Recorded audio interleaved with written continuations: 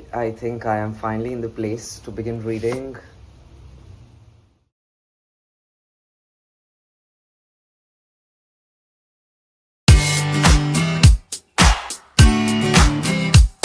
Hey guys, I wanted to tell someone this, and since this is the YouTube channel, I am finally in the place to begin reading. I've heard a lot about this book. This is one of the goals I had set while doing season 1 of this channel. Now I'm finally in a space where I want to read it. I am excited. I love fat books, by the way, just letting you know. And I'll keep you updated every 100 pages. It's just 700 pages. I'm 100 pages in. I really enjoy the language. I like the description. I feel like I know these characters and I love the introductions to them. As of now, I just want to know more. I feel like the main protagonist of the lot, Jude. Spoilers, skip if you want to go to the next part. I'm having a hard time feeling bad for him because I feel like nothing's gone right for him. Like his childhood is not good, his present is not good. I think I'm more attached to William, who's this actor in New York and who's trying to, make it there, and I can relate much more to that. Even though he also has his own share of baggage and things like that, I still feel like he has more of a humanness to him. I feel like I've seen some sense of hope for him. I'm worried about the other characters, and more than anything, I'm really worried about Willem because I have a feeling none of these characters are going to make it where they want to.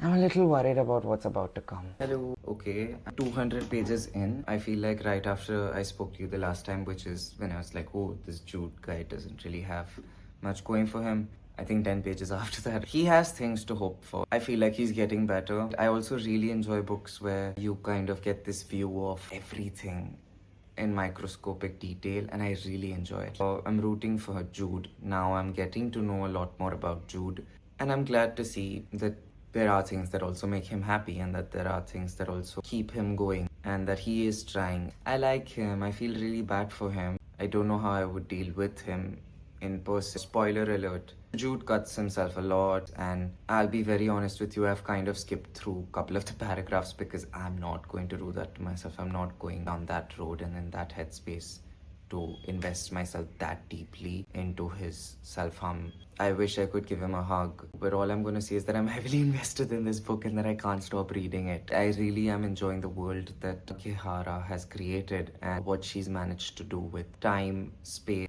and how she's managed to find friendship at the core of this and not a romantic angle to it yet. I'll see you at page 300 now. Hello. So I'm actually 300 pages in now and I'm at my sister's, but I'm still gonna read this book because I'm way too invested into what is actually happening. I did also want to confess that I'm screwed now because I'm way too invested. I'll tell you what I really enjoy is that I can find myself in all of these people and that it doesn't feel fictional anymore. I'll keep you updated. So I had my first proper breakdown while reading the book, and I did not want to do that obviously because I don't like crying in front of people unless I'm getting paid and it's an acting job. I can't stop reading the book and I'm too involved in the characters' lives. And I just want to protect Jude. Spoiler alert.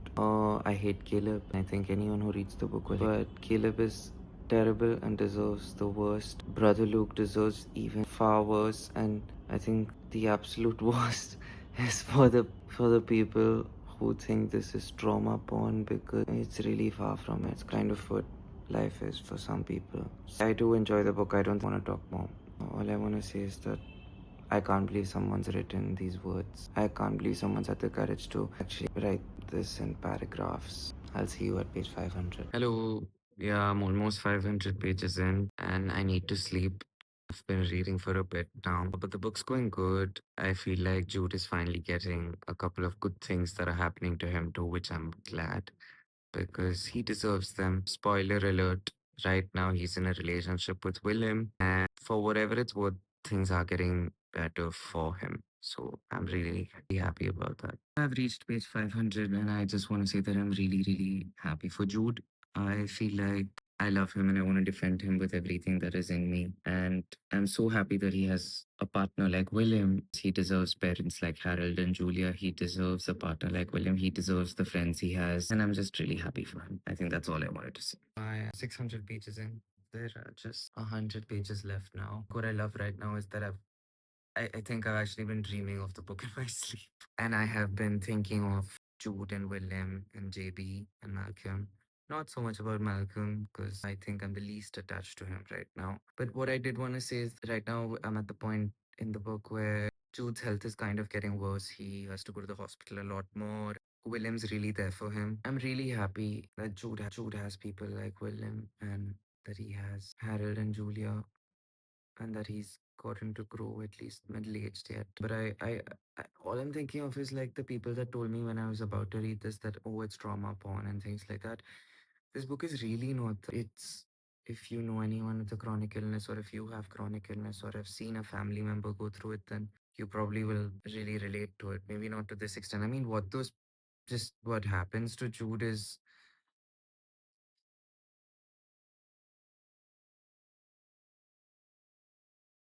but he's also gotten, I think that's the best part about this book. I don't want to make conclusions on it yet, but the fact that Jude is still gotten, Gihara writes this in one part where she says that, isn't it amazing? Isn't it a miracle to get adopted at 30, which is what happens with Jude? Isn't it a miracle to find a partner and a best friend in one? Isn't it a miracle to do something you enjoy? And I think this book is written brilliantly. I really like that it doesn't just, yes, the book is sad, it's about chronic illness, but I feel like it's teaching me about life to a large extent. Like it's really, because I've seen Jude grow from literally from college days to working in his late 20s to going to his early 30s, now in his late 40s. And it's making me reevaluate a lot of things in my life, my priorities. What do I really want? Who do I want to prioritize? What is really worth it in life? What is worth giving your time to? What are relationships? What kind of relationships do I even want to invest in? And isn't that brilliant? Like when an author manages to do that. The last fat book I enjoyed was A Suitable Boy. I think the way this book has managed to deal with relationships is, I can't believe this is not a real story, and I can't stop thinking about it, and I can't stop reading it. And I'm probably gonna call a few friends after I'm done. Last 100 pages, guys. I'm done with the book. I'm so close to cry in front of the camera, but I'm not going to. I think I'm going to take some time to process it. I have actually been dreaming of these characters anyway. Like they come in my sleep right now. All I want to say is I fully understand it. For Jude, I feel really bad. I wish it wasn't that way,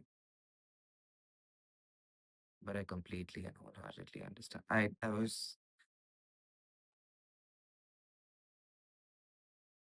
sobbing through the last few pages. This book has broken me.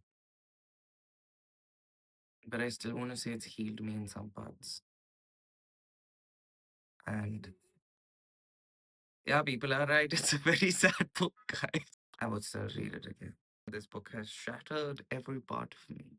I'm still really happy that Joel had the kind of life that he did, because he really did deserve the good things that he had. And I'm glad that he at least had that. I feel terrible for Harold and Julia, but I understand both sides of it. I need to go and cry now.